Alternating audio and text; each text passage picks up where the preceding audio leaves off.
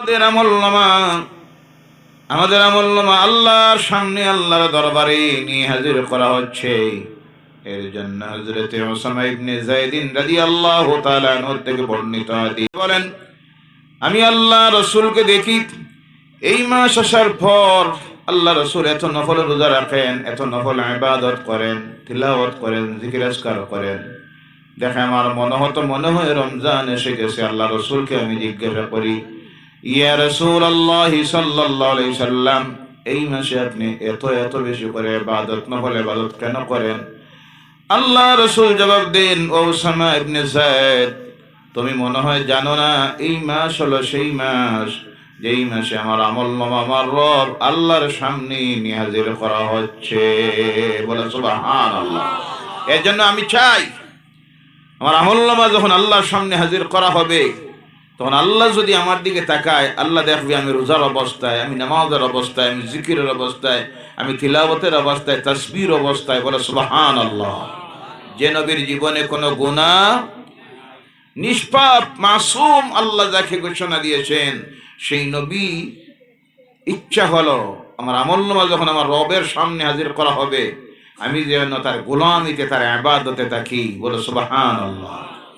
আমরা নবীও নয়, ফেরেশতাও নয়, আমরা নিষ্পাপ নয়, আমাদের গুনাহ আছে না নাই? কিন্তু আফসোস, সেই মাস চলে যাইতেছে, এখন পর্যন্ত আমার সমাজে অনেক মানুষ আছে যাদের আমলনামা এই মাসে, আমাদের আমলনামা আল্লাহর সামনে যখন হাজির করা হচ্ছে, সেই সময় এখন পর্যন্ত আমরা এক ওয়াক্তের নামাজ পড়ি না। এমন মুসলমান আছে না নাই? মদ খাইতেছে আছে না নাই? সুদ গ্রহণ করতেছে আছে না নাই? আপনাদের এলাকায় নাই না? আছে? তাহলে জবাব দিতে বোঝা যায় ভয় লাগে নাকি? মারবো নাকি? আছে না নাই? মিথ্যাবাদীরা আছে না নাই? প্রতারকেরা আছে না নাই? মিথ্যা মামলাদারা আছে না নাই? সব আছে, কিন্তু এখন পর্যন্ত তার ভিতরে আসে নাই আল্লাহর ভয়, যে আমার আমলনামাটা আল্লাহর সামনে নিয়ে হাজির করা হচ্ছে আর আমি এখনো আল্লাহর নাফরমানিতে নিমজ্জিত। আল্লাহ যখন আমার আমলনামা দেখবে আর আমার দিকে যদি তাকায়, দেখবো আমি নামাজও পড়ি না, মদ খাইতেছি, সুদ খাইতেছি, ঘুষ নিতেছি, মিথ্যা কথা বলতেছি, পরনিন্দা করতেছি, বেপরদায় চলতেছে, আইল ঠেলাঠেলি করতেছি, সব আল্লাহর নাফরমানি করতেছি। আওয়াজ করে এবার বলুন, এই অবস্থায় যদি আল্লাহ আপনাকে আমাকে দেখে, আল্লাহর রহমত আসবে না লানত আসবে? কোনটা আসবে? আমরা কি আল্লাহর রহমত চাই না লানত চাই? কারা কারা রহমত চাঁদ হাত উঠান আর বলেন নারায়ে তাকবীর, নারায়ে তাকবীর, নারায়ে রিসালাত। হাত নামান। আমরা আল্লাহর রহমত চাই। আল্লাহর রহমত পেতে হলে খালিস দিলে তওবা করার প্রয়োজন আছে না নাই? নাফরমানির কাজ ত্যাগ করার প্রয়োজন আছে না নাই? আল্লাহ রাব্বুল আলামিন এই মুবারক মাসের আজকের এই মাহফিলে আমরা যারা বসে আছি, এই বসা অবস্থায় যেন আল্লাহ পাক আমাদেরকে খালেস তওবা করার তৌফিক দে। বলেন আল্লাহুম্মা আমিন। জবান মিলিয়ে আমার সঙ্গে বলবেন, আয় আল্লাহ। এই বসা অবস্থায় আমরা জীবনের সমস্ত গুনার কথা স্বীকার করতেছি। আল্লাহ আমরা ভুল করছি, আল্লাহ তোমার দরবারে মাফি চাই, ওয়াদা দিতেছি আর জীবনে গুনার কাজ করব না। এই ওয়াদা দিলাম। দেওয়ার পরে মুনাজাত যখন হবে, দুই চোখের পানিটা আল্লাহর ডরে আর ভয়ে ছেড়ে দিবেন। আপনার চোখের এক ফোঁটা পানি যদি জমিনে পড়ে যায়, আমার আল্লাহ আপনার জীবনের সমস্ত গুনাহ মাফ করে দিবে।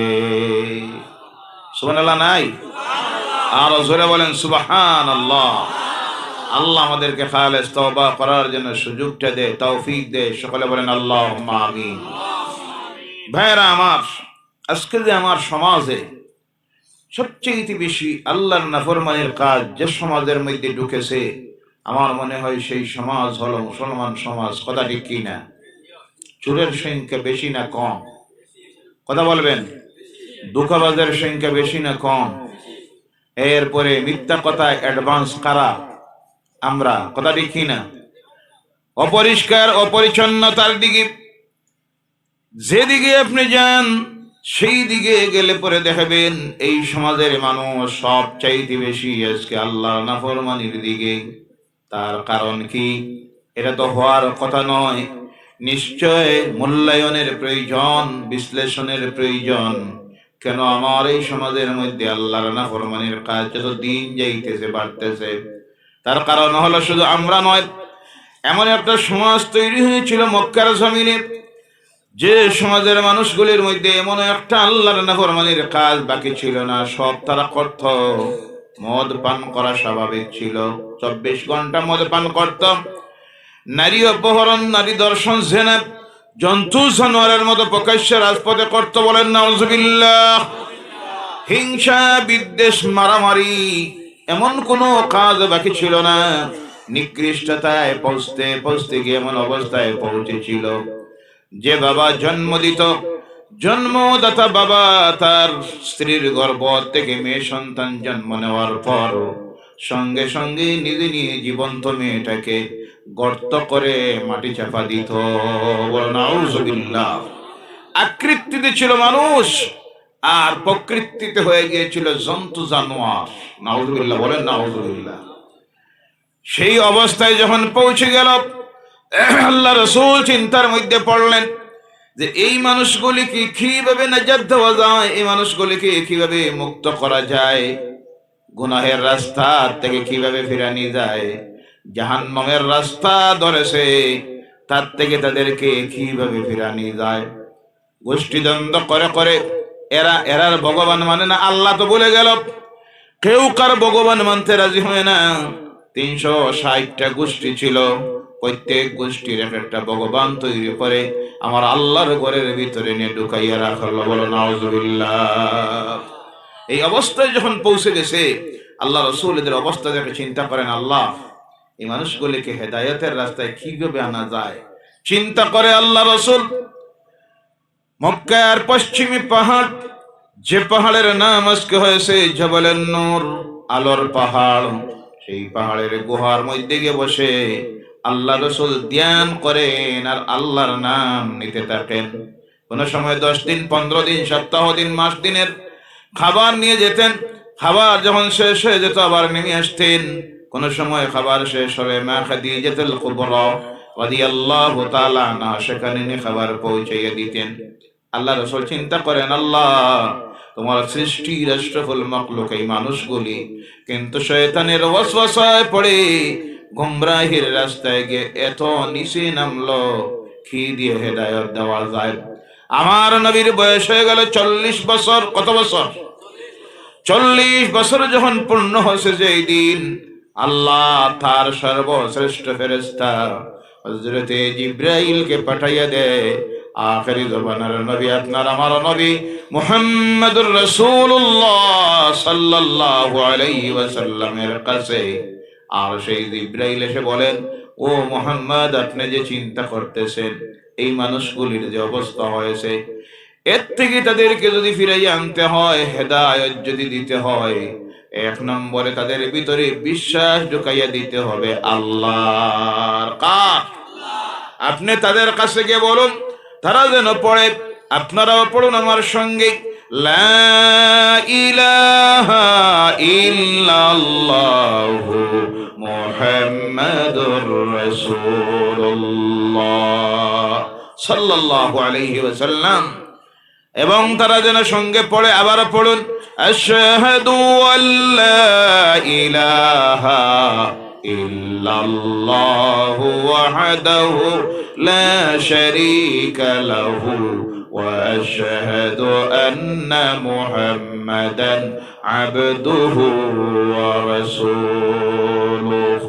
এই যে দুইটা বাক্য, কালেমা তাইয়্যিব, কালিমা শাহাদাত, যেটা আমরা অন্তর দিয়ে বিশ্বাস করি আর জবান দিয়ে পড়ি, এই বিশ্বাস আর পড়ার নাম ইসলামের পরিভাষায় হলো ঈমান। কোনটা? এই মানুষকে যদি হেদায়েতের রাস্তায় আপনি আনতে হয়, 1 নম্বরে তাদের ভিতরে ঈমানের আলো, আল্লাহর প্রতি বিশ্বাস ঢুকাইয়া দিতে হবে। আল্লাহ বিশ্বাস ছাড়া, আল্লাহর প্রতি বিশ্বাস স্থাপন না করে, একজনকে তার রব না মেনে একজনের সামনে যদি তারা সারেন্ডার না হয়, আত্মসমর্পণ না করে, তাহলে তাদেরকে হেদায়েতের রাস্তায় আনা সম্ভব হবে। এক নম্বরে হেদায়েতের জন্য ঔষধ হলো ঈমান আনা। কি আনা? ভাইরা আমার, দুই নম্বরে আল্লাহর পক্ষ থেকে সেই দিন সর্বপ্রথম আল্লাহর কালাম কোরআনুল কারীম নাজিল হওয়া শুরু হলো। যে কোরআনকে আল্লাহ নাজিল করলেন 23 বছরে, যে কোরআনের আয়াতের সংখ্যা হলো 6666টি আয়াত, যে কোরআনের অধ্যায় হলো 30 অধ্যায়, যাকে আমরা বলি 30 পারা, যে কোরআনের সূরার সংখ্যা হলো 114টা। সেই দিন আল্লাহ এক নম্বরের আয়াত নাজিল করলেন, যে আয়াত হলো বিসমিল্লাহির রাহমানির রহিম, ইকরা বিসমি রাব্বিকাল্লাযী খালাক। পড়ো তোমার রবের নামে, যিনি তোমাকে সৃষ্টি করেছেন। ও আমার হাবিব মুহাম্মদ রাসূলুল্লাহ সাল্লাল্লাহু আলাইহি ওয়াসাল্লাম, আপনি যে চিন্তা করতেছেন কি দিয়া এদের এই অবস্থার পরিবর্তন করবেন, এই পরিবর্তনের জন্য এক নম্বরের প্রয়োজন হলো তারা যেন পড়ে তাদের রবের নামে। এদের ভিতরে আপনি জ্ঞানের আলো ঢুকাইয়া দিন। যত সময় এই মানুষগুলিকে আপনি জ্ঞানের আলো ঢুকাইয়া দিতে পারবেন না, শিক্ষিত একটা সমাজ তৈরি করতে পারবেন না, এদের মধ্য থেকে আল্লাহর নাফরমানি দূর করা সম্ভব হবে না, এদেরকে হেদায়েতের রাস্তায় আনা সম্ভব হবে না। এদেরকে যদি হেদায়েতের রাস্তায় আনতে হয়, আল্লাহর নাফরমানির থেকে যদি বাঁচাইতে হয়, এক নম্বরে তাদের প্রতি তুমি জানাইয়া দাও ইকরা, তারা যেন পড়ে। কি করে? কি করে? এদিকে রাস্তাটা দেন না, আগে বলে সেদিকে জায়গা খালি আছে, তারপর আপনার রাস্তা ব্লক করে দিলেন। যারা আসতেছে ঢুকার রাস্তাটা দেন আল্লাহর ওয়াস্তে, তাদেরকে বসার জায়গা দেন। এইদিকে লা ইলাহা লা ইলাহা ইল্লাল্লাহ, লা ইলাহা লা ইলাহা ইল্লাল্লাহু মুহাম্মাদুর রাসূলুল্লাহ সাল্লাল্লাহু আলাইহি ওয়াসাল্লাম। আল্লাহর কালাম কোরআন নাজিল হওয়া শুরু হলো, এক নম্বরের শব্দ আল্লাহ নাজিল করলেন ইকরা, পড়ো।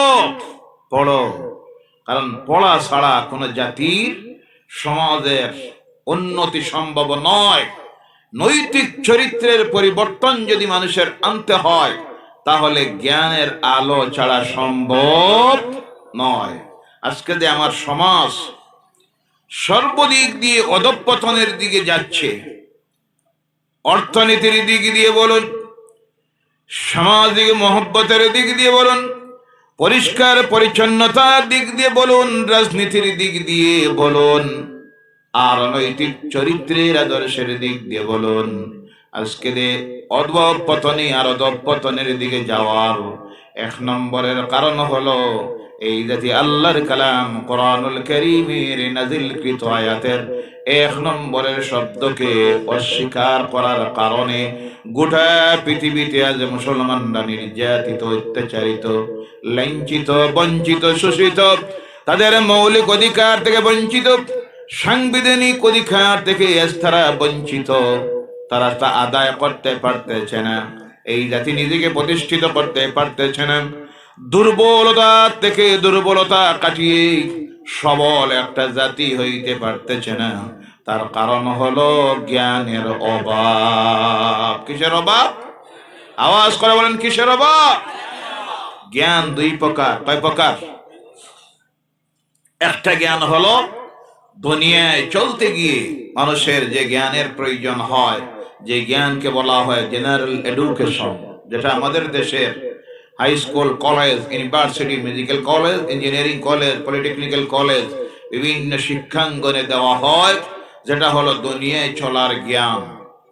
ভাইরা আমার, জেনে রাখবেন আজকের এই পৃথিবীতে যে প্রতিযোগিতা চলতেছে, সেই প্রতিযোগিতা অর্থের প্রতিযোগিতা নয়, অস্ত্রের প্রতিযোগিতা নয়, জনশক্তির প্রতিযোগিতা নয়, জনবলের প্রতিযোগিতা নয়, আজকের গোটা পৃথিবীতে প্রতিযোগিতা চলতেছে জ্ঞানীর প্রতিযোগিতা। কোনটার প্রতিযোগিতা? বর্তমানে এই পৃথিবী হলো বিজ্ঞানের যুগ। বিজ্ঞানের মাধ্যমে পৃথিবী চলতেছে। এই যুগটা হলো ইন্টারনেটের যুগ, স্যাটেলাইটের যুগ, কম্পিউটারের যুগ, ল্যাপটপের যুগ।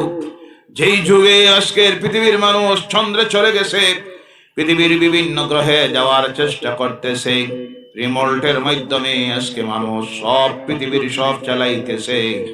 এই সময়ে যদি একটা জাতি শিক্ষার দিক দিয়ে পিছনে থেকে থাকে, জেনে রাখবেন সেই জাতির উন্নতি, সামাজিক পরিবর্তন আনা সম্ভব। যুগের সঙ্গে তাল মিলিয়ে সেই প্রতিযোগিতায় টিকে থাকতে হবে। আর সেই টিকে থাকার জন্য আজকের এই মুসলমানদের জন্য 1 নম্বরের প্রয়োজন হলো জেনারেল এডুকেশন, যেটা দুনিয়ার শিক্ষা বলা হয়। কথা বোঝা যায়? কিন্তু আফসোস লাগে, দুঃখ লাগে, যে সময়ে মানুষ বিভিন্ন সৌরজগতের গ্রহে যাওয়ার চিন্তা করতেছে, আমার সমাজের মানুষগুলির চিন্তাধারা হইল তখন কেমনে খাওয়া যায়, কেমনে বাঁচা যায়। সকাল হইলে এক চিন্তা, খাওয়ার আর বাঁচার। আছে না নাই? দুনিয়া ঘুরলে মারা যাওয়ার যাও, আমার সেই চিন্তা করে লাভ নাই। আমি হইলাম গরিব মানুষ, সাধারণ মানুষ, দুর্বল মানুষ, আমি খাইতাম খেলা, বাঁচতাম খেলা, পেট বাঁচাইতাম খেলা। এই চিন্তা দ্বারা কোন সুস্থ মস্তিষ্কের মানুষের হইতে পারে? এই চিন্তা দ্বারা হলো জন্তু জানোয়ারের। কার কথা বলেন? কারণ হলো একটা জন্তুকে যদি সকালবেলায় তার ঘর থেকে মালিক যখন ছাড়ার পরে তার একটাই চিন্তা ব্রেইনে থাকে, মাথায় থাকে, কোন জায়গায় যাব, কেমনি গিয়ে পেট ভরব, বাড়িতে বিকাল বেলায় ঘুরে আসব। ওই চিন্তা নিয়ে যখন বাইরে হয়, তখন তার হালালেরও চিন্তা থাকে না, হারামেরও চিন্তা থাকে না। ঘর থেকে বাইর হয়ে গিয়ে যা সামনে পাইব, অন্যের দান খেতে হোক, সবজি খেতে হোক, যা পাইব খাইব। কারণ তার একটাই চিন্তা, যে চিন্তা হলো পেট ভরার। কোনটা? মানুষ যারা, তাদের সেই চিন্তা হতে পারে না। মানুষ যখন তার ঘর থেকে বাইর হবে, তখন তার হৃদয়ে স্মরণ রাখতে হবে, চিন্তা রাখতে হবে কার? ভয় রাখতে হবে কার? আল্লাহ। সেই ভয় যদি না থাকে, সেই চিন্তা যদি তার ভিতরে না থাকে, ওই মানুষ আকৃতিতে হবে, মানুষ চাল চলনে হয়ে যাবে সেই জন্তু জানোয়ারের মতো। দুইটার মধ্যে কোনো ডিফারেন্স থাকবে? যেইভাবে এটার হালাল হারামের কোনো চিন্তা থাকবে না, এটার সেইভাবে মদ খাইতে অসুবিধা নাই, সুদ নিতে অসুবিধা নাই, পরের আইল ঠেলতে অসুবিধা নাই, ওজনে কম দিতে অসুবিধা নাই, জেনা করতে অসুবিধা নাই। কারণ দুইটা একই পর্যায়ের হয়ে গেছে, শুধু গড়গঠনে আকৃতিতে ব্যবধান। আল্লাহ বলছেন সেটা নয়।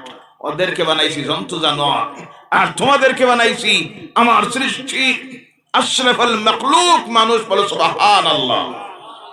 তোমাদের এই চাল চলনের নিয়ম বিধিবিধান আমি দিয়েছি, দেওয়ার জন্য আমার পক্ষ থেকে গাইড বুক গুলি দিয়েছি, যে গাইড বুকের নাম হলো আল্লাহর কালাম, আল্লাহর কিতাব। আর সর্বশেষ যে কিতাব দিলেন তার নাম হলো কোরআনুল কারীম। বলে সুবহানাল্লাহ। এবং বাস্তবে সেটা বুঝাইয়া দেওয়ার জন্য, শিখাইয়া দেওয়ার জন্য, বাস্তবায়িত করে প্র্যাকটিক্যালি শিখাইয়া দেওয়ার জন্য আল্লাহর পক্ষ থেকে যারা এসেছিলেন তারা হলেন আল্লাহর নবীরা। আর সর্বশেষ আল্লাহর পক্ষ থেকে বিশ্ব মানুষের জন্য যাকে প্রেরণ করা হয়েছিল তিনি হলেন জনাবে মুহাম্মদুর রাসূলুল্লাহ সাল্লাল্লাহু আলাইহি ওয়াসাল্লাম। বলে সুবহানাল্লাহ। ভাইরা আমার, অর্থ দিয়ে টাকা দিয়ে যদি পৃথিবীতে পাওয়ারফুল হওয়া যাইত, তাহলে আজকে পৃথিবীর সবচেয়ে বেশি ধন সম্পদ আল্লাহ যাদেরকে দিয়েছে তারা মুসলমান। বলে সুবহানাল্লাহ। ভারতের মুসলমান যদি অর্থনীতির দিক দিয়ে একটু দুর্বল হইতে পারে, বাংলাদেশের যদি একটু দুর্বল হইতে পারে, পাকিস্তানের যদি হইতে পারে, কিন্তু এক সমীক্ষায় দেখা গিয়েছে পৃথিবীর সবচেয়ে বড় ধন সম্পদের মালিক আল্লাহ আরব জাহানের মুসলিম রাষ্ট্রগুলিকে বানাইয়া দিয়েছে। সুবহানাল্লাহ। সারা পৃথিবী পেট্রোল, সমস্ত তেলের খনি আল্লাহ মুসলমানদের পায়ের নিচে ঢুকাইয়ে দিয়েছে। সুবহানাল্লাহ বললেন না? সমস্ত সোনার খনি আল্লাহ মুসলমানদের কদমের নিচে ঢুকাইয়ে দিছে, সুবহানাল্লাহ বলেন। কিন্তু এই সব থাকার পরও পাওয়ারলেস একটা জাতি। সারা পৃথিবীর দিকে তাকাইলে দেখা যায় মুসলমানদের কোনো পাওয়ার নাই, ক্ষমতা নাই। জনসংখ্যার দিক দিয়ে ও মুসলমান, আজকে পৃথিবীতে আমরা দ্বিতীয় জনশক্তি। আমাদের সংখ্যা হলো 292 কোটির মতো। সুবহানাল্লাহ নাই? কোন জায়গায় সুবহানাল্লাহ কোয়া লাগে আবু শিখলেন আপনারা ভাইরা আমার। কিন্তু এরপরও দেখা যায় মুসলমানদের রাষ্ট্রের সংখ্যা হলো 57টি ইসলামিক রাষ্ট্র। বলো সুবহানাল্লাহ। পৃথিবীতে ইহুদিরা হলো মাত্র স্বঘোষিত জবরদখলকারী একটা রাষ্ট্র, যেটা হলো ইসরায়েল।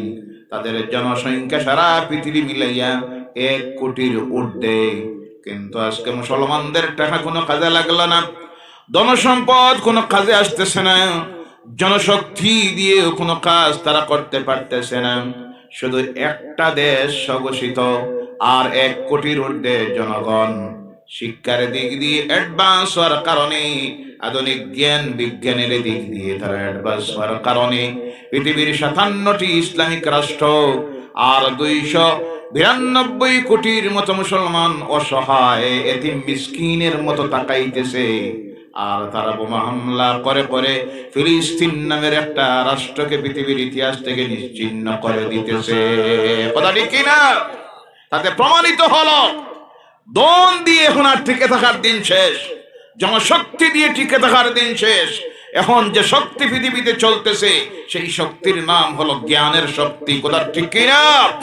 যারাই যত শিক্ষিত হচ্ছে আধুনিক জ্ঞান বিজ্ঞানের দিক দিয়ে, তারাই পৃথিবীর সবচেয়ে পাওয়ারফুল জাতি হচ্ছে, তারাই ক্ষমতার অধিকারী হচ্ছে।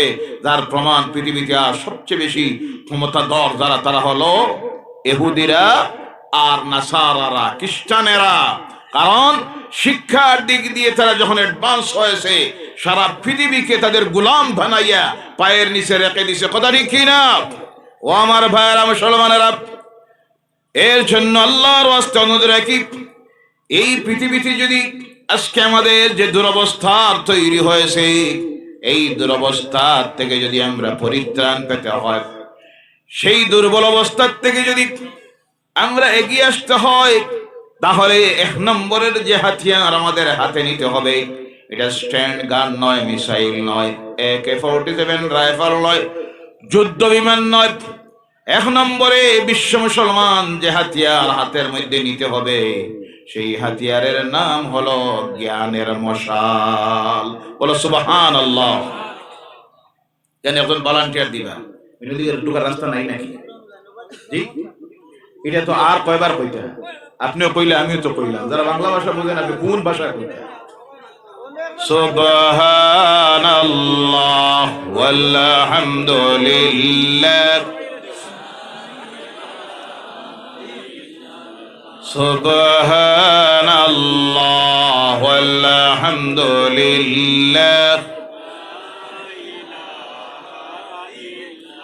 হাসবি রব্বি জাল্লাল্লাহ, মা ফি কলবি গায়রুল্লাহ, নূর মুহাম্মদ সাল্লাল্লাহ, লা ইলাহা ইল্লাল্লাহ, সুবহানাল্লাহ ওয়ালহামদুলিল্লাহ, ولا إله إلا الله، لا إله إلا الله، محمد رسول الله صلى الله عليه وسلم। ভাইরা আমার ও মুসলমানেরা, কিন্তু আফসোস লাগে, আজকে দেখা যায় বিভিন্ন এলাকায় মুসলমানদের বিভিন্ন এলাকায় গেলে পরে, প্রত্যন্ত গ্রামাঞ্চলে অনেক সময় গেলে, যে সময় বিশ্ব মানুষ সৌরজগতে অভিযান চালাইতেছে, সেই সময় আপনি বিভিন্ন এলাকায় গিয়ে যদি জিজ্ঞাসা করেন, ভাই তোমার এলাকায় কি কোনো বিয়ে পাস আছে? কই হুজুর 2 গ্রামে একটাও নাই। নাউজুবিল্লাহ বললেন না? এমন এলাকা আছে না নাই? আউযুবিল্লাহ বলেন না, আউযুবিল্লাহ। যেখানে বিয়ে পাস নাই, আপনি সেখানে গিয়ে যদি খুঁজাইন MBBS pass, PhD pass, MPhil pass, engineer, ডাক্তার, তারপরে OC, DC, SP, IGP, DIG, ACS cadre, APSC cadre পাওয়া যাবে নাই। সৈন্যের কোটায় পৌঁছে গেছে। কারণ হলো আমাদের সমাজের চিন্তাধারা। ছেলে মাত্র ক্লাস 9 পড়ছে। কোন ক্লাস? বাপে কয় বাবারে তোমার আর মাস্টার হওয়ার দরকার নাই, খাইতে বাঁচতে কি লাগে চিন্তা করো। নাউযুবিল্লাহ বললেন না? নাউযুবিল্লাহি মিন যালিক। এই চিন্তাধারার মানুষ যদি আমার সমাজে থাকে, এই জাতির উন্নতি পরিবর্তন কোনো কিছু দিয়ে সম্ভব। সারা জিন্দেগি ওয়াজ করুন, কোরআনের আলোচনা করুন, তাফসীরুল কোরআনের মাহফিল দেন, শুক্রবারে ওয়াজ হয়, রমজানের মাসে ওয়াজ হয়, ঈদগার ময়দানে ওয়াজ হয়, ওয়াজ চলতেছে। কিন্তু যেই হারে ওয়াজ হচ্ছে সেই হারে আমার সমাজের মানুষের চরিত্রের আমলের পরিবর্তন হচ্ছে। তার কারণ হলো তার ভিতরে নাই ওয়াজ। তার ভিতরে আপনি যে ওয়াজ করতেছেন সেই ওয়াজ তার কান দিয়ে ঢুকতেছে, মগজে যাচ্ছে, এবার বাইর হয়ে যেতেছে। তার ভিতরে ওয়াজ ঢুকাইয়া দিতে হবে, যেই ওয়াজের নাম হলো জ্ঞান। কোনটা? শিক্ষিত একটা সমাজ তৈরি করুন, শিক্ষিত একটা সমাজ তৈরি করুন। আল্লাহর জাতের কসম, দেখবেন সেই সমাজে আল্লাহর নাফরমানির কাজ থাকবে। কারণ যার ভিতরে নাই জ্ঞানের আলো, তার ভিতরে বাসা বাঁধায় শয়তানকে। শয়তান ভালো কোনো কাজ সহ্য করতে পারে না। শয়তান খারাপ কাজকে পছন্দ করে, আল্লাহর নাফরমানির কাজ পছন্দ করে। শয়তান ওই অশিক্ষিত সমাজের মধ্যে গিয়ে ঢুকে ঢুকে বলে, বাইরে তুই যদি দুশ্চিন্তা দূর করতে হয় তাহলে মদ খা। মদ খাওয়ার পয়সা নাই, কম পয়সায় পাওয়া যায় গাঞ্জা খা। আছে না নাই? শয়তান সে সমাজের মধ্যে গিয়ে ঢুকে বলবে, তাড়াতাড়ি যদি ধনী হইতে চাস সুদ গ্রহণ কর, তাড়াতাড়ি যদি ধনী হইতে চাস তাহলে নেশার ট্যাবলার ব্যবসা কর, তাড়াতাড়ি যদি ধনী হইতে চাস হিরোইনের ব্যবসা কর, তাড়াতাড়ি যদি জমিন বাড়াইতে হয় আইল ঠেল, তাড়াতাড়ি যদি ধনী হইতে হয় খাদ্যে বেজাল দে, ওজনে কম দে। জ্ঞান না থাকার কারণে, ওই যে জ্ঞান শূন্যতা হওয়ার কারণে এই আজে বাজে কুপরামর্শ মানুষের হৃদয়ের মধ্যে ঢুকাইয়া দেখে। ওই শয়তানের ওয়াসওয়াসা থেকে বাঁচার জন্য 1 নম্বরে তোমার প্রয়োজন হলো জ্ঞানের আলো ভিতরে ঢুকাইয়া দেওয়ার জন্য। ইনসাফের সহিত আপনারা জবাব দিবেন। 2টা ছেলে মসজিদের কিনারায় দাঁড়াইয়া আছে, মসজিদে আজান হলো। একটা ছেলে হলো কোরআন পড়া জানে, ক্লাস বিএ ডিগ্রি নিয়েছে, বিএ পাস করেছে। আর একটা ছেলে কোরআনও জানে না, 5, 6, 7 পর্যন্ত পড়ছে। মসজিদে আজান হইল, মানুষ নামাজের মধ্যে যাইতেছে। দেখবেন ওই শিক্ষিত যে ছেলেটা, তার বিবেক তখন তাকে বাধা দেয়। আমি একটা বিএ পাস ছেলে, আমি কোরআন শরীফ পড়া জানি, আর মানুষ মসজিদে যাইতেছে, আমি মসজিদের কিনারে দাঁড়াইয়া থাকবো। লোক লজ্জায় দেখবেন মসজিদে চলে যায়। কথা ঠিক না? যেখানে ভিতরে জ্ঞানের আলো নাই, দাঁড়াইয়া থাকবো। অনেক সময় তো ইলো হয়, মুরব্বীরা মসজিদে ঢুকতেছে আর মসজিদের কিনারার মধ্যে দেখবেন বাইকের উপরে বইয়ে মোবাইল বাজাইতেছে। আছে না নাই? জি, বাবার বয়সের মানুষের সামনে এটা দেয়। কোনটা বোঝা যায়? জি, বোঝা যায়? এটা তো জিন্দা রাখছে দুই শ্রেণীর মানুষে, বাগানের যারা আছে কাজ করে তারা, আর আমাদের সমাজের কিছু মানুষ। কথা ঠিক কিনা? জি, এটা না দিলে, আধা ঘন্টা পরে না দিলে বোঝা যায় বেহুশ হয়ে যায়। বইলেও আছে না নাই? জি, মসজিদ থেকে বাইর হইয়া আবু মসজিদের বাউন্ডারি ওয়ালের বারে গেছে না, দেখবেন কোনটায় লাগাই দেয়। জি, নাউজুবিল্লাহ বললেন না? নাউজুবিল্লাহ বলেন, নাউজুবিল্লাহ। আল্লাহ রহমতের ফেরেশতা কিনারায় আসবে না। ও আমার ভাইরা, বলতেছিলাম শিক্ষা হলো 2 প্রকারের। একটা শিক্ষা হলো দুনিয়ার জ্ঞান। আজকে আমার এই সমাজের মানুষ সবচেয়ে বেশি এর দিকে পিছনে।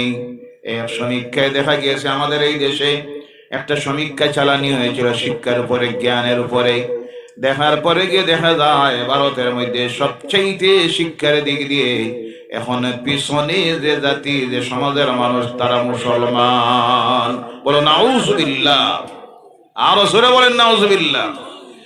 এই অশিক্ষার কারণে কুসংস্কার ঢুকেছে এই সমাজে, অশিক্ষার কারণে আল্লাহর নাফরমানি ঢুকেছে, যার কারণে আজকে অহরহ ঘটনা আমাদের সমাজে ঘটতেছে। ছেলের হাতে পিতা খুন, আছে না নাই? স্বামীর হাতে স্ত্রী নির্যাতিতা, বউ হত্যা করতেছে, মারতেছে।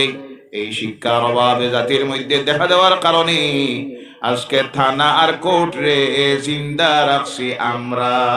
কথা ঠিক কিনা?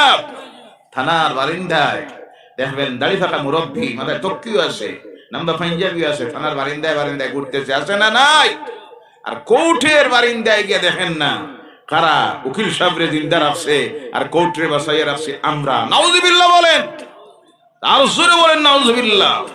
যে জাতির চরিত্র দেখে, যে নবীর চরিত্র দেখে, তার সঙ্গের সাথী সাহাবায়ে কেরামদের চরিত্র আদর্শ ব্যবহার দেখে পৃথিবীর পথহারা মানুষ আল্লাহর দ্বীন গ্রহণ করেছিল, বলে সুবহানাল্লাহ।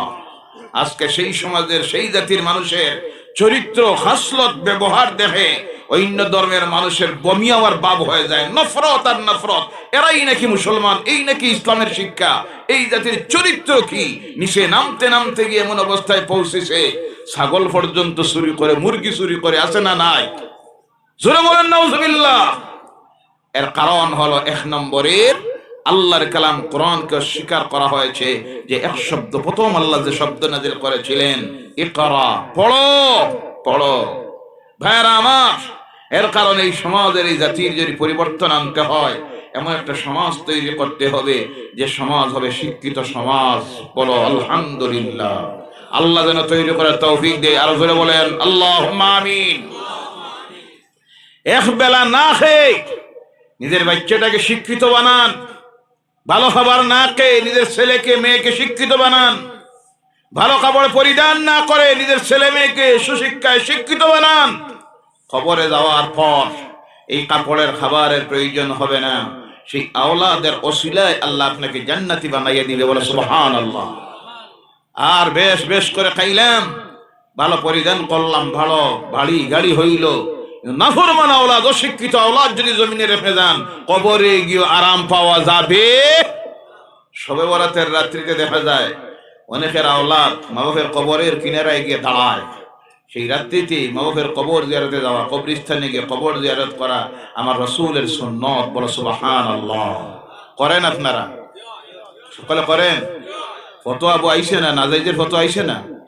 জি, তখন তো এটা বার করে দিছে, এই দিন কোনো এবাদতই নেই, মসজিদে কোনো এবাদত নেই, কবরস্থানে আবার যাওয়া। কেন বলে এবাদত? যার যেখানে ইচ্ছা হয় বাড়িতে গিয়ে করে, বাড়িতে গিয়ে খবর লেগে দেখা যায় গুম আর গুম দিতে আসে। জি, মসজিদে যদি তাহেন একত্রিত ভাবে ইবাদত করেন, একজনের দেখা দেখি আরেকজন নামাজ পড়ে, জিকির করে, সম্মিলিত ভাবে করেন, দেখা দেখি আরেকজনের ঘুম যায়, তখন বেশি বেশি করে ইবাদত করা যায়। সর্বসম্মত উলামায়ে কেরাম, উলামায়ে দেওবন্দ বলুন আর আহলে সুন্নাত বলুন, প্রত্যেকের দেখেছি অভিমত হলো মসজিদে যদি এইভাবে ইবাদত করে তাতে কোনো অসুবিধা। সম্মিলিতভাবে সেই রাত্রি সবচেয়ে বড় একটা ইবাদত হলো যে ইবাদত কবর জিয়ারত করা। কি জিয়ারত করা? আমার রাসূলের সুন্নাত। আল্লাহ যেন প্রত্যেককে করার তৌফিক দেয়। সকলে বলেন আল্লাহুম্মা আমিন। অনেকের ছেলেরা দেখা যায় সেই দিন বাবার কবরের কিনারায় গিয়ে দাঁড়ায় আর দুই চোখের পানি ছেড়ে দেয়, আল্লাহর কালাম কোরআনুল কারীম থেকে তিলাওয়াত করে, দুই হাত আল্লাহর দরবারে তোলে আর তোলে কান্দিতে থাকে, রব্বিরহামহুমা কামা রাব্বায়ানি সগীরা। আর অনেকের ছেলে সেই দিন দেখা যায় মানুষ মসজিদে যাইতেছে, নামাজ এসার জামাতে পড়তেছে, নফল নামাজ করতেছে, মিলাদুন নবীর মাহফিল করতেছে, জিকির আজকার করতেছে, অনেকে তাহাজ্জুদ পড়তেছে, কিন্তু অনেকের ছেলে দেখা যায় সেই দিন মসজিদের কিনারায় আসে না। আসে না নাই? এই আওলাদের রাখিয়া যাওয়া কোনো কাজে লাগলো? সারা জিন্দেগি যার জন্য আপনি কাটাইয়া দিলেন, সেই আওলাদ আজকে কবরে যাওয়ার পরে কোনো কাজে লাগতেছে না। এর জন্য আমার ভাইয়ের, আমার বলার উদ্দেশ্য হলো, এক নম্বরে আমাদের জন্য প্রয়োজন হলো এই দুনিয়ার শিক্ষা। দুই নম্বরে আমরা মুসলমান অন্যান্য ধর্মাবলম্বী ভাই বোনদের মতো আমরা নয়। তারা যারা তাদের শুধু দুনিয়ার শিক্ষা হলে চলে, পরকালীন জীবনের কোনো চিন্তা নাই, এর কারণে তাদের ধর্মীয় কোনো জ্ঞানের প্রয়োজন হয় না। আমরা মুসলমান যারা, আমাদের আরেকটা বিশ্বাস আছে, এই দুনিয়ায় আমরা চিরস্থায়ী নয়, আমরা চলে যেতে হবে পরকালের জীবনে আরেকটা জায়গায়, যেটার নাম হলো কবর, যেটার নাম হলো হাসর, যেটা হলো মিজান ফুলসিরাত। আমাদের চিরস্থায়ী জায়গা হলো জান্নাত। আর আল্লাহর নাফরমানি করে যদি যাই তাহলে হলো দুজক। ওই পরকালীন জীবনের জ্ঞান অর্জনের জন্য দুনিয়ার জীবনে চলতে গিয়ে আমাদের কিছু সিস্টেম নিয়ম কানুন আছে। এই সমস্ত কিছু করতে গিয়ে আমাদের যে জ্ঞানের প্রয়োজন, সেই জ্ঞান হলো আল্লাহ প্রদত্ত ওহীর জ্ঞান, যে জ্ঞানের নাম হলো কোরআনুল কারীমের জ্ঞান। যেইভাবে দুনিয়ায় চলতে গিয়ে দুনিয়ার জ্ঞানের জেনারেল এডুকেশনের প্রয়োজন, যেটা অর্জন করা ফরজ, অনুরূপ ভাবে আল্লাহ রাব্বুল আলামিনের পরিচয় পেতে গিয়ে, হালাল হারাম চিনতে গিয়া, পরকাল চিনতে গিয়ে, আল্লাহর ভয় অন্তরে ঢুকাইতে গিয়া আর একটা জ্ঞান অর্জন করা আমাদের জন্য ফরজ, যে জ্ঞান হলো কোরআনুল কারীমের জ্ঞান। কিসের জ্ঞান? কোরআনের জ্ঞান। সেই জ্ঞান দেওয়া হয় ইসলামিক রাষ্ট্রগুলিতে, স্কুল কলেজ ইউনিভার্সিটিতে আছে ধর্মীয় জ্ঞানের ব্যবস্থা। আমাদের এই দেশ ধর্ম নিরপেক্ষ রাষ্ট্র, সেকুলার শিক্ষা ব্যবস্থা, ধর্ম নিরপেক্ষ শিক্ষা ব্যবস্থা। আমাদের দেশের school college university, medical college, engineering college, polytechnical কলেজে ধর্মের শিক্ষা দেওয়া হয় না। এই ধর্মের জ্ঞান অর্জনের জন্য একটা মাত্র আমাদের ব্যবস্থা, সেটা হলো প্রাথমিক ইসলামিক শিক্ষা ব্যবস্থা, যেটাকে বলা হয় মক্তব শিক্ষা। কিন্তু আজকে এই জাতির এখনো ওই 50, 100, 200 বছর আগের যে ব্যবস্থায় ছিল প্রাথমিক ইসলামিক শিক্ষা ব্যবস্থা, আজ সেই ধারাবাহিকতায় চলতেছে, যে চলার কারণে এখনো পর্যন্ত দেখা যাইতেছে আমাদের সমাজের শতকরা 95% মুসলমান। 1500 বছর হয়ে গেল আল্লাহর কালাম কোরআনে আসার, কিন্তু মুসলমানদের মধ্যে শতকরা 95% মুসলমান এখন পর্যন্ত কোরআন তিলাওয়াত জানে না। নাউজুবিল্লাহ বললেন না? 2 নম্বরে, আজকে তো এমন অবস্থার মধ্যে গিয়ে পৌঁছতেছে আমার এই সমাজ, যে সমাজের মধ্যে দেখা যাইতেছে মুসলমান আপনাদের এলাকায় নাও থাকতে পারে, কিন্তু বিভিন্ন জায়গায় আজকে দেখা যায় 40-50% মতো মুসলমান তৈরি হচ্ছে শতকরা, যারা ভালোভাবে শুদ্ধভাবে নামাজ পড়া জানে, ওযু করাও জানে না, গোসল করাও জানে না, হালাল কারে কয় জানে না, হারাম কারে কয় জানে না, মা বাবার সঙ্গে কি ব্যবহার করতে হয় তাও জানে না, জানাজার নামাজ কেমনে পড়তে হয় এটাও জানে না, বিবাহ করলে স্ত্রীর প্রতি কি হক অধিকার তাও জানে না, মা বাবার সঙ্গে কি খেদমত দিতে হয় তাও জানে না। এই জানার জ্ঞান যেখান থেকে পাওয়ার প্রয়োজন ছিল সেখান থেকে সে গ্রহণ করতে পারতেছে না। না করার 2টা কারণ হলো, একটা কারণ হলো কিছু সংখ্যক অভিভাবকেরা আছে, ছেলে মেয়েদের বয়স 8-9 বছর হওয়া মাত্র বলে, বাবারে তোমার আর মক্তবে যাওয়ার দরকার নাই, যা শিখছো যথেষ্ট, তুমি আর মূল্যমূলবী হওয়ার দরকার নাই। নাউজুবিল্লাহ বলেন। যে বাচ্চাটাকে মক্তব থেকে বঞ্চিত করা হইল, এখন পর্যন্ত শুদ্ধভাবে কোরআনের 2টা সূরাও জানে, পরবর্তীতে যখন বড় হইল লজ্জায় শরমে আর শিখতে চায় না। এর কারণে দেখবেন অনেক সময় নামাজ পড়তে মন চায় কিন্তু মসজিদে যায় না, কারণ গেলেই তো ধরা পড়বো আমি নামাজ জানি না। শুক্রবারে যায়, গিয়া পড়ে 2 রাকাত, কয় রাকাত? আগে যায় না, কারণ গেলে তো সমস্যা আছে, আর 4 রাকাত পড়া লাগবে কমপক্ষে। কত ঝামেলা হইব, খেয়ে দেখবো, দেখে হইব আরে বেটা 2 বাচ্চার বাপ হইছে তেমন নামাজ জানোস না। এর কারণে যায় 2 রাকাত, এটা তো সহজ। ইক্তেদাই তো বিহাজাল ইমাম, ড্রাইভার তোমার গাড়ি চালাও, আসসালামু আলাইকুম রাহমাতুল্লাহ, আসসালামু আলাইকুম রাহমাতুল্লাহ, আমি আমার আস্তে আস্তে বাড়িতে রওনা, অসুবিধা নাই। এর কারণে বেশিরভাগ যারা 2 রাকাত পড়ে জুমার নামাজ, ওইগুলির নামাজ জানা থাকলে কোন সময় তারা কমপক্ষে অত কষ্ট করে শুক্রবারে আইলো, কাপড় ধইল। কিছু মুসলমান তো আছে তারা সপ্তাহে 1 দিন উযু করে আর কাপড় ধোয়, আসে না? নাই। কোন দিন? এরা মুসলমান বছরের সপ্তাহে 6 দিন তার শরীর নাপাক থাকে, কাপড় নাপাক থাকে। নাউজুবিল্লাহ বললেন না? যা শরীর নাপাক, কাপড় নাপাক, এটা কার বন্ধু? শয়তানের। কার? শয়তানের বন্ধু। শয়তান ঘাড়ে উঠে আর দুনিয়ার সব আজে বাজে সব শিখাইয়া দেয়। এজন্য পরিষ্কার পরিচ্ছন্নতার পাঠ দিয়েছে ইসলাম। আল্লাহ রাসূল বলছেন আত-তুহুরু নিসফুল ঈমান, বলুন সুবহানাল্লাহ। পরিষ্কার পরিচ্ছন্নতা হচ্ছে ঈমানের অর্ধেক। আমার আল্লাহ তার কালাম কোরআনুল কারীমে বলছেন ইন্নাল্লাহা ইউহিব্বুল মুতাতাহহিরিন। আল্লাহ পরিষ্কার পরিচ্ছন্ন যারা থাকে তাদেরকে আল্লাহ ভালোবাসেন। সুবহানাল্লাহ বলেন। ইসলামের জ্ঞান না থাকার কারণে সবচেয়ে বেশি আজকে যে সমাজের মানুষ অপরিষ্কার অপরিচ্ছন্ন থাকে তারা হলো মুসলমান। কথা ঠিক কিনা? অনেক সময় দেখবেন গাড়িতে উঠেছে, উঠার পরে তার গায়ের ময়লা, কাপড়ের ময়লা, চুলের অবস্থা, নখের অবস্থা ময়লা দেখে অন্যান্য ধর্মের মানুষ তার কিনারায় বসতেও চায় না। আছে না নাই?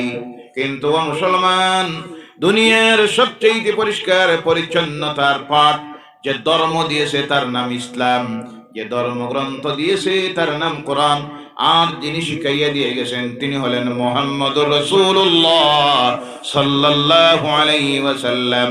দুনিয়ার অন্য কোন ধর্মাবলম্বীর মধ্যে ফরজ গোসল বলতে কোনো সিস্টেম নাই, ওয়াজিব গোসল নাই, সুন্নত গোসল নাই, রোজ 5 বার নিজের সারা শরীরের মূল্যবান অঙ্গগুলি দৌত করার কোনো সিস্টেম নাই। একমাত্র এই সিস্টেম আছে ইসলামে, যেটা হলো রোজ 5 বার নামাজ পড়তে গিয়ে ওযু করা। আজকে ওযুও নাই, নামাজও নাই, ওযুও নাই, নাপাক আর নাপাক একটা জাতিতে আমরা পরিণত হয়ে গেছি। ইসলামকে যদি মেনে নেই, ইসলামের জ্ঞান যদি অর্জন করে নেই, আল্লাহর কালাম কোরআনুল কারীমের জ্ঞান যদি অর্জন করে নেই, একদিকে এই জাতি পৃথিবীর সবচেয়ে শিক্ষিত একটা সমাজ তৈরি হবে। পৃথিবীর কোন শক্তি তাদের কোনো ক্ষতি করতে পারবে না। আর আল্লাহর কালাম কোরআনুল কারীমের জ্ঞানে যদি জ্ঞানী হয়ে যায়, তাহলে এমন একটা সমাজ তৈরি হবে যারা হবে দিনদার, ইমানদার, মুত্তাকি, পরহেজগার, যাদের মধ্যে থাকবে না আল্লাহর নাফরমানি। এমন একটা সমাজ যদি আমরা তৈরি হয়ে যাই, যেভাবে আল্লাহ রাসূলের সাহাবীদের জীবন ছিল, যারা যুদ্ধ করতে হয় নাই, তরবারি চালাইতে হয় নাই, কোন জায়গায় যুদ্ধের জন্য গিয়েছেন প্রতিরোধ করার জন্য, প্রতিবাদ করার জন্য, কিন্তু তাদের চরিত্র, আদর্শ, ব্যবহার, খাসলত, পরিষ্কার পরিচ্ছন্নতা দেখে হাজার হাজার পথহারা মানুষ পড়েছে লা ইলাহা ইল্লাল্লাহু মুহাম্মাদুর রাসূলুল্লাহ সাল্লাল্লাহু আলাইহি ওয়াসাল্লাম।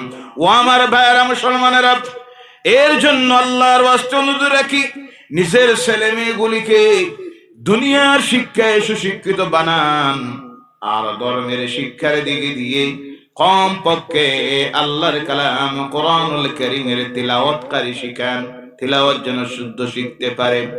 ওযু, গোসল, নামাজ, ফরজ, ওয়াজিব, সুন্নাত, মুস্তাহাব শিখানির ব্যবস্থা করুন।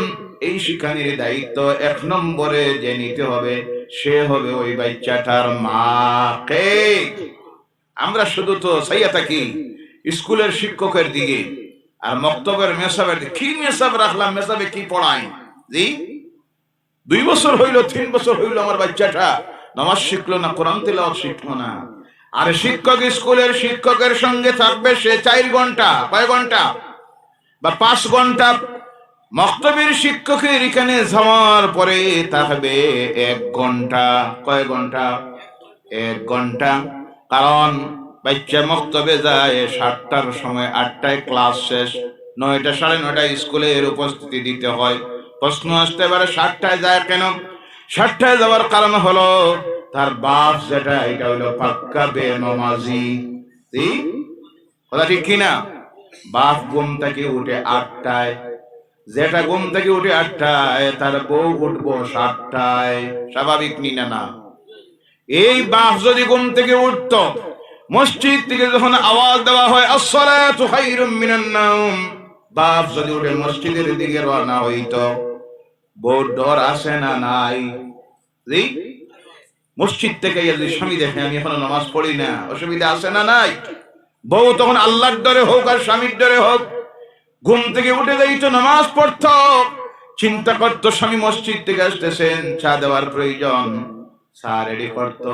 মা উঠে গেলেন, বাপ উঠে গেলেন, বাচ্চা ঘুমে থাকবো না, উঠবো। জি, বাচ্চায় দেখে আমার বাপ তো নাম করে একটা বলদ উঠে 8টায়, কয়টায় কয়টায়, মা উঠে 7টায়, বাচ্চারা ঘুম ছাড়ে না, আস্তে আস্তে ঘুম থেকে উঠি 7টায় যায় মক্তবে, 8টায় ফিরে আসে। 1 ঘন্টায় সবক শিক্ষাও সম্ভব নয়, শোনানিও সম্ভব নয়। কথা ঠিক কিনা? এই বাপ যদি নামাজি হয়ে যাইতো, নামাজি হয়ে যান, বাপ মসজিদ থেকে এসে যদি বাচ্চাটাকে কিনারায় নিয়ে বসতো, আল্লাহর কালামের জ্ঞান দিত আধা ঘন্টা, মা চা তৈরি করলো, বাকি যেটা নাস্তা তৈরি করলো, এবার বাচ্চার কিনারায় গেল মা, মা বাচ্চাটাকে নিয়ে আরো আধা ঘন্টা বসে গেল, হইল 1 ঘন্টা। কয় ঘন্টা? মক্তবে গেল 7টায়, আইলো 8টায়, হইছে কয় ঘন্টা? তাড়াতাড়ি বলবেন, কয় ঘন্টা? 2 ঘন্টা। মাগরিবের সময় বাপ তো বাড়িতে নাই, ব্যস্ততা আছে, কেউ শ্রমিক চলে গেছে, কেউ ড্রাইভার চলে গেছে, চাকরিজীবী তার অফিসে, ব্যবসায়ী তার দোকানে, ঘরে আসে তার কে, আওয়াজ করে বলেন কে? এই মা যদি নামাজি হয়ে যাইতো, মা মাগরিবের নামাজ পড়ে বাচ্চাটাকে যদি মুসল্লায় কিনারায় বসাইতো, এখন তো মাগরিবও বুঝে না, মা আসর বুঝে না, মাগরিবের আজান হইতেছে, মার মোবাইল চলতেছে, এমন নাফরমান মা আসে না নাই? আগে মসজিদে আজান হইতো, মায়েরা কমপক্ষে সেই সময় মাথায় ওড়নাটা দিত, মাথা ডাকতো। কথা ঠিক কিনা? এবং তো আসর বুঝে না, মাগরিবও বুঝে না, 24 ঘন্টা একটা, কোনটা কোনটা লইয়া দেখে, সামিয়ে দে, কে দেখ? তোমার বউয়ের 12 ইঞ্চি 16 ইঞ্চি মোবাইলের কোনো প্রয়োজন আছে? কল করবে বাবার বাড়িতে, ভাইয়ের কাছে, বোনের কাছে, আত্মীয়দের কাছে। আমি ঘরে আসার পর আমার বউ এই মোবাইল দিয়ে দিয়া যদি কই তুমি তোমার কল করো, কোন জায়গায় কোন জায়গায়, না সেই কাছে আমি দিলাম, তুমি কল করো, সম্ভব আছে না নাই? কথা বলেন। আমি দিলাম 16 ইঞ্চির মোবাইল লইয়া, 5G, আমি বাড়িতে নাই, যেখানে যত আত্মীয় স্বজন ফোন হওয়া শুরু হইল, হইতে হইতে আর একদিন খালি কান্দে, হুজুর দোয়া করবা, বড় মুসিবতে পড়ছে। হইছে কি? 3টা বাচ্চা তো তাই তো গেছে গিয়ে 1 মাস আগে। নাউজুবিল্লাহ বলেন। এর জন্য তুমি নিজে দায়ী, কান্দিয়া লাভ হবে না। অবৈধ সম্পর্ক স্থাপন করেছে। আজকে সবচেয়ে বেশি চলতেছে আমাদের সমাজে পরকীয়া প্রেম। পরকীয়া প্রেম হয় বিবাহিত মহিলারা পরপুরুষের সঙ্গে অবৈধ সম্পর্ক স্থাপন করতেছে। আগে জেনা করত অবিবাহিত যুবতীরা, আর এখন সবচেয়ে বেশি জিনায় লিপ্ত বিবাহিতা মহিলারা। কথা ঠিক কিনা? 1 নম্বরের কারণ কোনটা? এটা খরিদ করে দেখে, জামাইয়ে দে। নাউজুবিল্লাহ বলেন। এই সময় মা যদি মাগরিবের নামাজ পড়ত আর বাচ্চাটাকে কিনারার মধ্যে নিয়ে বসত, মা যদি তাসবিহ পড়ত আর বাচ্চাটাকে যদি বলতো, বাবা রে মসজিদের মক্তবের পড়া তোমার কোনটা, আমি কইয়া দিই জপ, আধা ঘন্টা জপত। এরপরে মা যদি স্কুলের বইটা নিয়ে বসত, এশার নামাজ পর্যন্ত বাচ্চার কিনারায় মা বইল। এশার নামাজ হইল, স্বামী আসলেন, মা রান্না বার্তা করতে গেল, বিকালের খাবার তৈরি করতে গেল। স্বামী আসার পর ফ্রেশ হলো, গোসল করলো, ওযু করলো, এশার নামাজ পড়ে যদি 9টা পর্যন্ত এই বাচ্চাটাকে নিয়ে বসে, তাহলে দেখা গেল 3 ঘন্টা প্রতিদিন আল্লাহর কালামের, ইসলামের মক্তবের জ্ঞান চর্চা তারে করানো হইল। আর স্কুলের জ্ঞান শিক্ষক দিল 4 ঘন্টা, মা বাপ মিলাইয়া দিল আরো 4 ঘন্টা। এমন একটা বাচ্চা তৈরি হতো যে বাচ্চাটা আল্লাহর কালাম কোরআন পড়তো। কথা ঠিক কিনা? আজকে সমাজটা ধ্বংস হয়ে যাচ্ছে। অভিভাবক যারা, গার্জিয়ান যারা, আমরা আওলাদের প্রতি আমাদের দায়িত্ব আদায় করতেছি। আল্লাহর ওয়াস্তে পর্দার আড়ালের মায়েরা, জুড়াতে আপনাদের কাছে অনুরোধ রাখি, আপনারাই হলে এই বাচ্চাদের 1 নম্বরের শিক্ষক। আপনার চরিত্রে আপনার যে আমল হবে তার প্রভাব পড়বে আপনার এই বাচ্চার উপরে। আপনি যদি আপনার বাচ্চাকে নামাজের শিক্ষা দেন, স্কুলের জ্ঞানের শিক্ষা দেন, মক্তবের শিক্ষা দেন, তাহলে একদিন এই বাচ্চা, আপনি আমি জমিনে থাকবো না, কবরের গাড়ায় চলে যাব। সেই বাচ্চা যদি শবে বরাতের রাত্রিতে আপনার কবরের কিনারায় গিয়ে দাঁড়ায়, আর দাঁড়িয়ে যদি একটাবার সূরা ইয়াসিন তিলাওয়াত করে, আমার আল্লাহর হাবিব সাল্লাল্লাহু আলাইহি ওয়াসাল্লাম বলছেন, আল্লাহ সঙ্গে সঙ্গে আপনার সহ গোটা কবরস্থানের মুর্দাদের উপর থেকে 40 দিনের আযাব maaf করে দিবে। আর জোরে বলেন সুবহানাল্লাহ। বেশি কিছু শিখাইয়া যাইতে পারেন নাই। এটা আমি শুধু বলছি না যে হাফিজে কোরআন, কারিয়ে কোরআন, আলিম বানাইয়া দেন, এটা তো আলাদা কথা, ইচ্ছা হয় বানাবেন, কিন্তু কম পক্ষে একটা বাচ্চাকে আল্লাহর কালাম কোরআনের জ্ঞান দিয়ে যাওয়ার প্রয়োজন।